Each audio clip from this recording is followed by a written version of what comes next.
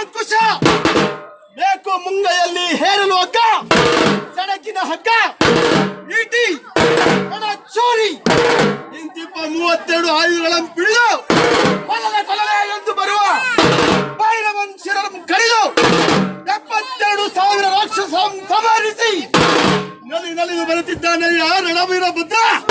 ಕಲಿವೀರ ಭದ್ರ, ಅಭಿನಮಗೆ ರುದ್ರ, ಕರುಣಾ ಸಮುದ್ರ.